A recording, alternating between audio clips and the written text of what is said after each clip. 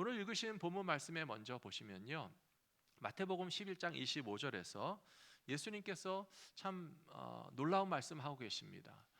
천지의 주제이신 아버지여, 이것을 지혜롭고 슬기로운 사람들에게는 숨기시고 어린 아이들에게는 나타내심을 감사하나이다 라고 하는 표현을 하고 계십니다.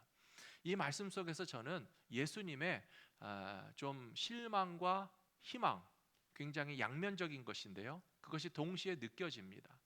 예수님께서 그동안 갈릴리 지역에서 많은 사람들에게 병든 자를 고쳐주시고 귀신 들린 자를 자유케 하시고 많은 고통과 괴로움 가운데 살아가는 사람들에게 천국의 소망을 보게 해주시기 위해서 예수님이 이미 기적과 표적을 많이 보여주셨거든요. 그런데 보여주셨음에도 불구하고 스스로 생각하기를 나는 지혜롭고 슬기롭다 하는 사람들이 보여줘도 안 보인다는 거예요. 보여줘도 이해가 안 된다는 거예요. 하나님의 권세와 능력을 나타내셨는데도 불구하고 그게 정말 하나님이 하신 일인지 그냥 우연히 어쩌다가 생겨난 일인지 우리는 못 믿겠다라고 하는 마음에서 그것을 거부하고 거절하는 사람들 때문에 실망하시는 예수님의 이 마음이 느껴짐과 동시에 참 놀라운 말씀이 무엇인가 하면 오히려 어린 아이들에게는 깨닫게 하시는 하나님을 찬양하고 계신 것을 바라보면서 오늘 우리들도 예수님이 행하시는 일을 바라보면서 하나님을 알 수 있고 하나님을 만날 수 있고 하나님을 믿고 따라가실 수 있는 모든 성도님들이 되시기를 부탁드립니다. 사랑하는 성도 여러분, 우리의 삶 가운데 예수님은 이미 많은 일을 역사하고 계신다고 저는 믿습니다. 여러분도 경험해 보신 적이 있으십니까? 기도의 응답을 경험해 보신 적이 있으십니까? 하나님께서 병 고쳐주시는 것을 경험해 본 적이 있으십니까? 우리 삶의 어려움과 문제들을 사람의 힘과 방법도 아니고 그냥 어쩌다가 우연히 생겨난 것도 아니고 우리를 사랑하시는 하나님께서 권능으로서 우리를 문제와 질병과 두려움에서 이미 건져주신 경험을 가지고 계십니까? 그렇다면 그것이 우리의 믿음의 성장의 기회로 반드시 삼으셔야 될 것이라고 저는 믿습니다. 우리 성도님들에게 종종 드리는 말씀이죠. 병이 낫기를 기도했다면 우리는 하나님이 나의 병을 고쳐주셨다라고 고백할 수 있어야 됩니다. 어떤 분들은 병이 다 나신 다음에 대부분 하시는 말씀이 약이 좋아서, 의사를 잘 만나서. 틀린 말씀은 아니에요. 약이 분명히 효과를 발휘한 거예요. 좋은 의사가 우리를 잘 고쳐주신 거 맞아요. 그러나 믿음의 사람들이 기도하고 하나님께 의지했으면 우리가 이 인생의 이 사람들의 의술과 세상의 어떤 방법들을 분명히 사용했지만 그러나 우리의 생명의 주관자가 되시고 우리를 병에서 낫게 하신 분은 궁극적으로 하나님이시라고 하는 사실을 인정도 하고 그것을 통해서 우리의 믿음이 자라는 기회로 삼아야 되지 않겠습니까?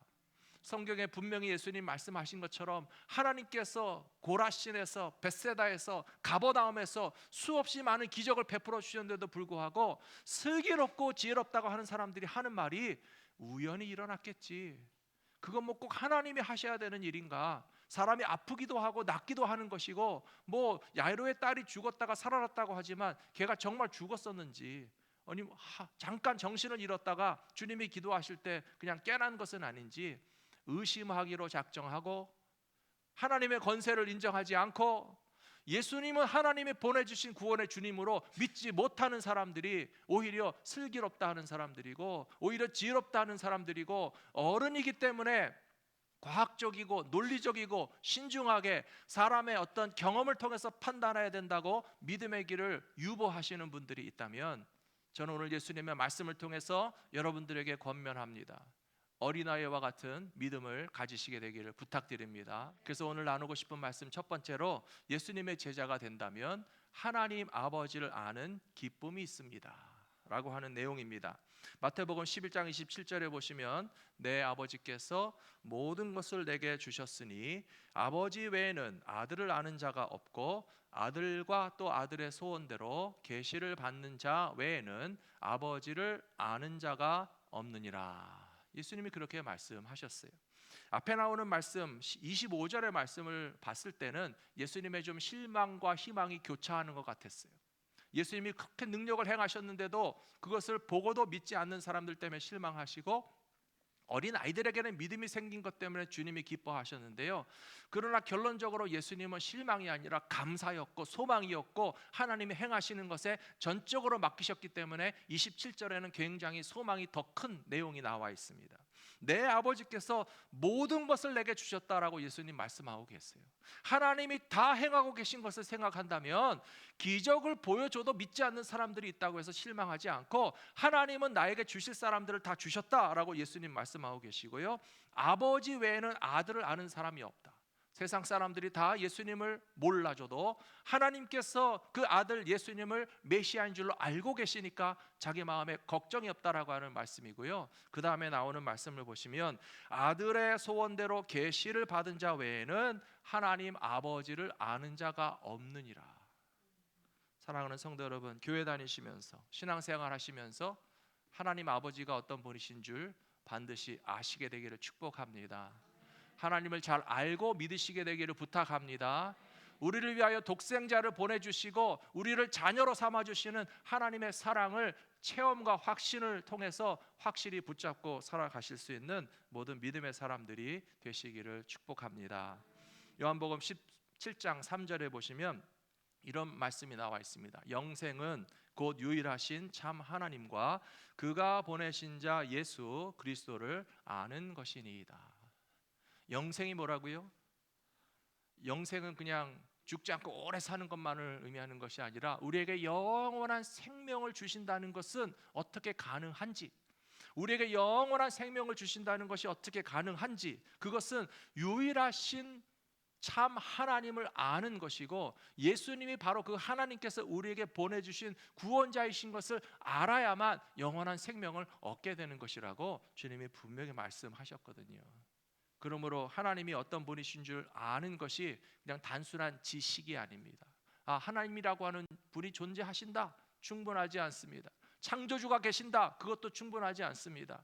창조주이시고 만물을 다스리시는 하나님께서 우리에게 영원한 생명을 주시기 위해서 그의 아들을 보내셨다는 사실을 우리가 온전히 받아들이고 믿음으로 품고 살게 되면 그것이 진짜 하나님을 아는 것이 되어서 그 아는 것으로 말미암아 영생을 누리며 살아가실 수 있는 모든 성도님들이 다 되실 것이라고 믿습니다. 우리는 이 세상을 살아가면서도 뭔가를 잘 아는 것이 굉장히 중요합니다. 우리 한국말에 그런 말이 있잖아요. 아는 것이 힘이다. 미국 말에도 있더라고요. 아는 것이 힘이다. 근데 어떤 사람들은요, 그런 말을 하면 또 모르는 게 약이다, 그렇게 대답하시는 분도 있어요. 어느 게 정답일까요? 아는 것이 힘이겠죠. 아는 것이 힘이겠죠. 그런데 그 아는 것이 힘이기 때문에 사람들은 뭔가를 정보를 많이 알고 지식을 많이 알려고 그래요. 어떻게 하면 우리 자녀들을 좋은 대학에 보낼 수 있습니까? 입시 정보를 가진 사람에게 정말 내 자녀들을 좋은 학교에 보낼 수 있는 정보를 얻으려고 노력하시잖아요. 사업을 하시는 분들은 이 사업을 위해서 내가 어떤 지식과 정보와 기술이 있어야 되는지 알기를 원하는데 아는 것이 힘이라는 것이 맞는 말씀이에요. 그래서 어떤 분들은 또 운동을 하실 때에도 내가 하는 운동을 어떻게 하면 잘할 수 있을까 선생님에게 가서 배우시기도 하고요. 낚시를 하시는 분들이라면 초보자가 전문가에게 배워야 합니다. 물고기는 어디 가서 어떻게 해야 잘 잡는지 알게 되는데 지식의 단계에서 그것을 자기가 체험하는 단계로 올라가야 됩니다. 운동을 머리로만 배워서 제대로 플레이할 수 있겠습니까? 선생님에게 배운 대로 그 운동을 해보니까 정말 잘 되더라. 그러면 깨달음이 생기고 운동 실력이 늘어나게 됩니다. 물고기를 잘 잡는 분에게 그냥 배웠다고 해서 물고기를 진짜 다 잘 잡는 건 아니에요. 진짜로 가서 나에게 가르쳐 주신 선생님의 말씀대로 때와 시간에 어떤 미끼와 어떤 그물과 어떤 낚시를 가지고 담궈서 탁 잡아서 그 손맛을 보고 물고기를 잡아보면 야, 바로 이것이구나. 아는 것이 힘인데 지식으로만 아는 것이 아니라 그 경험을 통해서 운동 실력이 늘어나고 물고기 잡는 기술이 내게 체득이 되면 내가 이것을 배운 것이 참 유익하구나라고 하는 기쁨을 맛보시게 되는 것처럼 예수님께서 지금 여기서 제자들에게 하시는 말씀은 무엇인가 하면요, 하나님을 아는 것이 무엇인지 아느냐, 하나님을 안다라고 하는 것은 지식으로만 머리로만 하는 것이 하나님을 아는 것이 아니고 하나님이 나를 얼마나 사랑하시는지 느낄 수 있어야 되고요. 하나님이 우리를 구원하기 위해서 예수님을 보내주셨다는 것이 얼마나 우리에게 유익한 일인지 우리가 체험하고 확신하고 그것을 내 것으로 삼아서 정말 하나님을 아는 것이 영원한 생명이라고 하는 사실을 우리 마음 가운데 확실히 깨닫게 되면 그것으로 말미암아 주시는 기쁨은 그 무엇과도 비교할 수 없는 기쁨을 모두 다 가지시게 될 것이라고 믿습니다. 그러므로 이와 같이 하나님을 아는 지식이 저와 여러분에게 충만하시기를 축복합니다. 두 번째로 예수님의 제자가 되어서 예수님에게 가까이 갈 때 우리에게 주시는 유익이 있다면 우리의 마음과 영혼에 진정한 안식을 주신다는 것입니다. 오늘 말씀 마태복음 11장 28절은 굉장히 유명한 말씀이죠. 수고하고 무거운 짐진 자들아 다 내게로 오라 내가 너희를 쉬게 하리라. 아멘이십니까? 여러분들의 마음에 지금 좀 쉼이 있으신가요? 예. 쉼이 있으신 거는 너무 감사하고 다행한 것입니다. 근데 때로는요, 우리의 마음이 쉬지 못할 때가 있어요. 안정이 안 될 때가 있어요. 이렇게 교회 와서 예배를 드리고 있는데요, 좀 머릿속이 복잡하고 뭔가 이 번민과 갈등과 좀 이렇게 이 마음이 가라앉지 않아서 그런 힘든 상황 가운데 있으시다면 이 시간에 주님이 주시는 평안함이 여러분들의 마음과 생각 속에 가득하시기를 축복합니다. 오늘만큼은 예배 시간에 주무셔도 제가 가만히 있겠습니다. 너무 편안해가지고. 사람들이 쉬지 못하는 이유가 두 가지가 있습니다. 크게 보면 사람들이 쉬지 못하는 이유는요, 남이 나를 쉬지 못하게 해서 우리가 쉬지 못할 때가 있어요. 우리는 좀 무리하지 않고 과로하지 않고 그냥 내가 할 수 있는 능력에 맞춰서 내가 맡은 일들을 성실하게 하고 싶은데 때로는 이 세상이 우리를 가만두지 않습니다. 더 많이 일을 하게 만들고요, 더 많이 일을 하면서도 거기에 합당한 보상을 받지 못하니까 반강제적으로 우리는 끌려가서 일을 많이 하면서 쉬지 못하는 몸의 피곤함을 느낄 때가 많이 있다는 것이에요. 우리들을 쉬지 못하게 하고 사람들이 안식을 누리지 못하도록 어떤 그 권세와 능력을 누리는 사람들에 대해서 우리는 공의롭지 못하고 정의롭지 못하다는 마음에서 비판할 수밖에 없는 것이 사실입니다. 그런데 사람들이 쉬지 못하는 것은 이와 같이 남이 우리를 쉬지 못하게 해서 하는 것도 분명히 이유가 있지만 우리 스스로 때문에 내가 나를 쉬지 못하게 하는 것도 있다는 사실을 인정하실 필요가 있어요. 우리는 많은 욕심을 가지고 살아가는데요, 우리의 욕심이, 사람의 욕심이 만족된 적은 한 번도 없어요. 언제나 더 많은 것을 얻기 원하고 더 많은 것을 하기 원하고 더 높아지기 원하고 더 많은 어떤 성취와 자랑을 삼기 원해서 내 자신을 쉬지 못하게 자꾸 닥달하면서 몰아붙이는데요, 예수님께서 오늘 뭐라고 말씀하고 계십니까? 수고하고 무거운 짐진 자들아 다 내게로 오라 내가 너희를 쉬게 하리라. 예수님을 만나서 우리가 누릴 수 있는 최고의 기쁨과 축복은 정말 억눌려 살 수밖에 없는 삶에서도 자유함을 주시지만 내 스스로가 나를 쉬지 못하게 하는 그런 삶 가운데서도 평안함과 자유를 누리게 하시는 은혜를 경험하시게 될 것이라고 저는 믿습니다. 요한복음 14장 27절에 보시면요, 평안을 너희에게 끼치노니 곧 나의 평안을 너희에게 주노라. 내가 너희에게 주는 것은 세상이 주는 것과 같지 아니하니라. 너희는 마음에 근심하지도 말고 두려워하지도 말라. 이 말씀을 잘 보십시오. 예수님이 우리에게 주시는 평안은 세상이 주는 평안과는 다르다고 말씀하시면서요, 그러면 세상이 주는 평안과 예수님이 주시는 평안의 가장 중요한 다른 점이 무엇인지 마지막 라인에서 딱 설명해 주셨어요. 말씀해 보시면 근심하지 말고 두려워하지 말아야만 진짜 평안을 누릴 수 있습니다.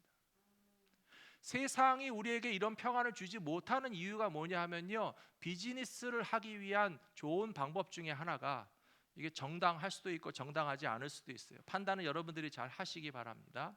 비즈니스를 하실 때 좋은 물건을 판매하고 거기에 합당한 대가를 받으면 그것은 선한 사업이에요. 정직한 사업이에요.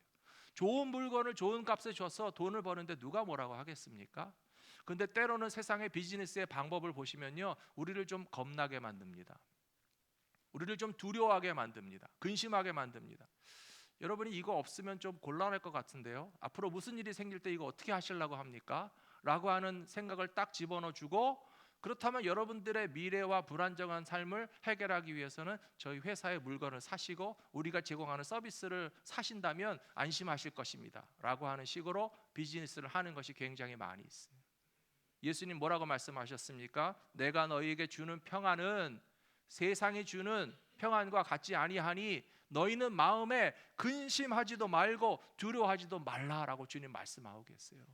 세상에서는 우리를 근심하게 하고 그것으로 이득을 삼는 경우가 있고, 세상에서는 우리에게 두려운 마음을 집어넣어주면서 그 두려움에서부터 벗어나기 위한 어떤 비즈니스를 창출하는 일들이 많이 있지만, 예수님은 아예 그럴 필요가 없다고 말씀하시잖아요. 근심하지도 말고 두려워하지도 말고 주님이 주시는 평안함 가운데서 살아갈 수 있다고 주님이 거저 주시는 은혜를 깨닫게 된다면 우리는 진정한 평안함 가운데서 살아가게 될 것이라고 저는 믿습니다. 마지막 세 번째로, 예수님의 제자가 되어서 주님을 따라가게 될 때에 예수님과 함께 멍에를 메고 가는 인생에 진정한 쉼이 있고 평안함이 있다고 예수님 또 말씀하셨어요. 이 쉼과 안식에 대한 개념을 우리가 지금 공부하고 있는 겁니다. 29절에 보시면 예수님께서 말씀하시기를 나는 마음이 온유하고 겸손하니 나의 멍에를 메고 내게 배우라 그리하면 너희의 마음이 쉼을 얻으리니 라고 예수님 말씀하셨습니다. 제가 이 시간 다시 한번 성도님들에게 묻기를 원합니다. 여러분들 지금 마음이 편안하십니까? 좀 주님이 주시는 쉼을 좀 얻으실 것 같으십니까? 그렇다면 예수님의 온유함과 겸손하심이 우리 가운데 역사하고 계시다라고 우리가 좀 인정할 필요가 있어요. 어떤 목사님이 옛날에 그렇게 얘기하셨어요. 설교 시간에 누가 존다고 화내는 목사님들은 잘못된 것이다. 자기가 졸게 만들어 놓고 왜 야단까지 치느냐. 그래서 저는 그 목사님의 말씀을 들은 이후로 누가 주무셔도 단 한 번도 말을 한 적이 없습니다. 단지 설교자로서 조금 괴로운 건 뭐냐면요, 너무 입을 크게 벌리고 하품하시면 좀 괴로워요. 그래서 좀 하품하시는 분하고 가능한 눈을 마주치지 않기 위해서 제가 빨리 눈을 피하고 마음껏 그냥 하품도 하시고 그렇게 하시도록 하는데요. 정말 저는 그 목사님 말씀이 맞는 말씀인 것 같아요. 설교를 얼마나 재미없게 했으면 그렇게 하품이 나고 졸음이 오시겠습니까? 아니면 또 다른 의미에서 아버지 집에 와서 너무 편안하니까 정말 마음이 편안해서 이렇게 잠도 오고 졸기도 하시는데 다 그 이해하고 받아들여야지, 내 설교 시간에 눈 뜨고 안 듣는다고 화내시는 목사님들은 좀 문제가 있다는 말이 맞는 말씀인 것 같아요. 오늘 예수님 뭐라고 말씀하고 계세요? 나는 마음이 온유하고 겸손하니 나의 멍에를 메고 내게 배우라 그리하면 너희가 쉼을 얻을 것이다 라고 말씀하고 계세요. 예수님께서 얼마나 온유하시고 겸손하신 것을 우리가 함께 배울 수 있는 믿음의 길을 걸어가기를 원합니다. 주님은 그것을 멍에를 함께 맨다라고 하는 표현을 사용하셨어요. 멍에라는 것은 소 두 마리가 함께 밭을 갈기 위해서 어깨 위에 연결하는 그 나무 막대기를 의미합니다. 두 소가 한 팀이 돼서 그 짝이 되어서 밭을 갈기 위해서는요, 지혜롭고 경험이 많은 농부들은 늙은 소와 젊은 소를 같이 짝을 지어준다 그래요. 왜 늙은 소와 젊은 소를 짝을 지어주는가 하면, 이 젊은 소는 힘은 많은데요, 주인의 컨트롤을 잘 따라갈 줄 몰라가지고 막 자기 힘을 어떻게 써야 될지 몰라서 가만히 있지 못하는 경향이 있고요, 늙은 소는 많은 경험이 있기 때문에 주인이 인도하는 대로 그냥 똑바로 밭을 갈기만 하면 된다는 것을 알기 때문에 묵묵히 자기 일을 하고 있다는 거예요. 예수님께서 저와 여러분들에게 지금 말씀하고 계시잖아요. 나와 함께 멍에를 매자. 예수님께서 메고 계시는 멍에에 우리가 파트너가 돼가지고 짝이 돼가지고 예수님이 가시는 방법대로 온유하게 가고 겸손하게 가면, 우리가 아직 철 모르고 아직 경험이 없어가지고 막 내 맘대로 하고 싶은 생각이 막 일어나다가도 우리와 함께 멍에를 메고 계시는 예수님을 바라보게 되면 좀 진정하게 된다는 거예요.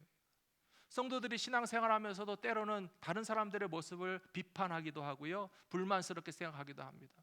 우리 교회는 좀 빨리 갔으면 좋겠는데 빨리 안 갈까 하는 생각도 있고요, 우리 교회는 좀 오른쪽으로 갔으면 좋겠다, 왼쪽으로 갔으면 좋겠다, 막 그런 생각을 가진 분들은 얼마든지 교회에 있을 수 있어요. 그러나 우리가 깨달아야 될 것이 무엇인가 하면 우리가 예수님과 함께 멍에를 메고 있다는 사실이에요. 그렇기 때문에 그냥 내 박자대로 빨리 갈 것도 아니고 늦게 갈 것도 아니고요, 이리 가고 싶고 저리 가고 싶은 우리의 마음들을 내려놓고 예수님께서 우리를 인도하시는 것에 파트너가 되고 짝이 되어서 예수님과 함께 우리가 하나님 나라를 위해서 밭을 가는 일을 진행해 간다면 언젠가 우리들도 성숙하게 되고 예수님을 닮아가게 되고 그로 말미암아 주님이 주시는 평안함을 누릴 수 있는 참된 안식을 깨달으시게 될 것이라고 믿습니다. 예수님은 분명히 말씀하셨습니다. 나는 온유하고 겸손하니. 온유하다는 말의 뜻을 아실 거예요. 어떤 분들은 온유하다는 말을 하면요, 자꾸 좀 말랑말랑하고 만만하다고 생각하시는 분들이 있는데요, 예수님을 그렇게 온유하다고 해서 좀 말랑말랑하고 만만하다고 생각하실 분들은 없겠죠. 영어로 보시면 온유하다는 말은 gentle이라는 단어를 쓰고 있어요. 혹은 다른 곳에서는 meek라고 하는 단어를 쓰고 있어요. 이 온유하다는 것은요, 정말 다른 사람들에 대해서 자기의 어떤 옳지 못한 감정들을 폭발시키지 않고 매우 신중하고 점잖하며 나이스하고 친절한 것이 다 포함되어 있는 것이 바로 온유, gentleness라고 하는 것에 포함되어 있는 것입니다. 그리고 이 온유함과 짝을 이뤄서 나타나는 겸손도 마찬가지인데요, 온유하지 않으면 겸손하는 것이 쉽지 않아요. 그리고 뒤집어도 마찬가지인데 겸손하지 않은 사람들일수록 온유한 것을 보기가 힘듭니다. 우리가 왜 다른 사람들에게 막 호통도 칩니까? 왜 다른 사람들에게 비판도 하고 짜증도 내고 자꾸 정말 내 뜻대로 하자라고 고집을 피우고 주장하는 이유는요, 온유하지 못할 뿐만 아니라 우리는 동시에 겸손하지 못하기 때문에 내가 생각하는 것이 옳고 내 방법대로 가야 되고 내가 하고 싶은 대로 해야 되는데 왜 안 따라와 주냐고 그 교만한 마음에서 우리가 온유하지도 못하다는 것을 생각한다면 그것은 예수님의 방법이 아니라는 사실을 깨달아야 할 것이라고 저는 믿습니다. 사랑하는 성도 여러분, 정말 우리가 예수님 닮기 원하잖아요. 원하십니까? 저도 정말 예수님 닮기 원합니다. 그리고 오늘 말씀을 통해서 다시 깨닫는 것이 제가 예수님과 함께 멍에를 메고 있다는 것이 얼마나 고맙게 여겨지는지 모르겠어요. 저 같으면 막 가만히 안 있을 것 같은데, 제가 말띠거든요. 가만히 안 있을 것 같은데, 혼자 막 뛰어가고 싶은데, 근데 제가 뛰어가고 싶다고 해서 막 뛰어갈 수 있는 것이 아닌 것이 예수님과 함께 멍에를 메고 있거든요. 예수님에게 매달려 있어요. 붙잡혀 있어요. 내 박자와 내 속도와 내 방향으로 가는 것이 아니에요. 예수님에게 매달린 이 함께 페어가 되고 짝이 되어서 예수님과 함께 멍에를 맺기 때문에 주님이 가시는 대로 걸어가면 그것이 온유한 길이고 그것이 겸손한 길이고 그것이 진리의 길이고 그것이 생명의 길이기 때문에 주님이 원하시는 것을 함께 따라가실 수 있는 모든 성도님들이 되시기를 부탁합니다. 우리들의 신앙이 하루아침에 완성되는 것은 분명히 아니에요. 지금 혹시 밭에 나가서 포도 열매가 맺힌 것을 보면 그걸 당장에 따서 먹으시는 분은 아마 없으실 거예요. 왜냐하면 지금 먹어봤자 시기 때문에 아무 소용이 없어요. 또 감나무가 있는데 감 열매가 벌써 열렸다고 급한 마음에 벌써 감을 따서 먹으시는 분은 없으시겠죠. 아마 떨궈서 입안에 담아놓지도 못할 거예요.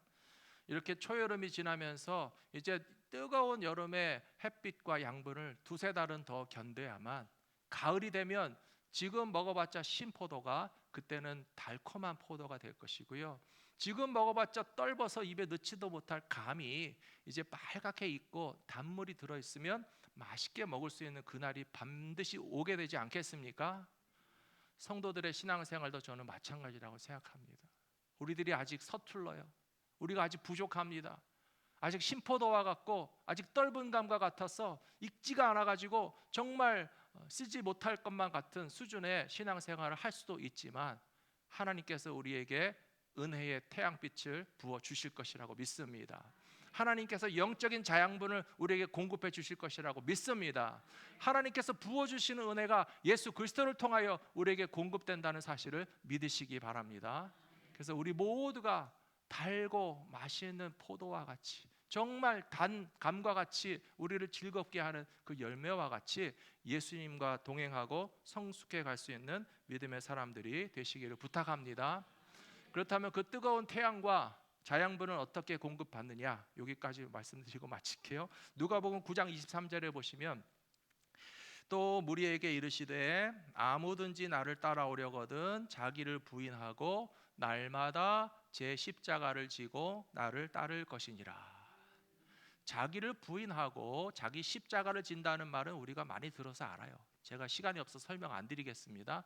여기서 제가 오늘 설명하고 싶은 것은 딱 하나입니다. 날마다예요. 아무리 과일이 익으려도 햇빛이 하루만 비치면 소용없어요. 아무리 좋은 열매가 맺힐 내도 비가 한 방울만 내리면 소용없어요. 우리에게 필요한 햇빛을 하나님은 매일 비춰주시기 때문에 하나님께서 우리의 신앙이 성숙하고 변화되고 자라나서 좋은 열매가 되기까지는 하나님은 날마다 은혜의 빛을 비춰주시는데 우리는 가끔 가다 부인하고 어쩌다가 십자가 지려고 그러니까 도무지 열매가 익지가 않는 거예요. 예수님은 분명히 말씀하셨습니다. 누구든지 나를 따라오는 예수의 제자가 되려거든 자기를 부인하는 것도 everyday, 십자가를 지고 따라가는 것도 everyday, 매일매일 십자가를 지고 자기를 부인하고 따라가면 서툴고 부족하고 덜 익은 것 같은 우리의 신앙이 익어져서 하나님께 칭찬받는 믿음의 자리로 나아갈 것을 기억하시면서 매일매일 예수님과 동행하실 수 있는 모든 성도들이 다 되시기를 축복합니다.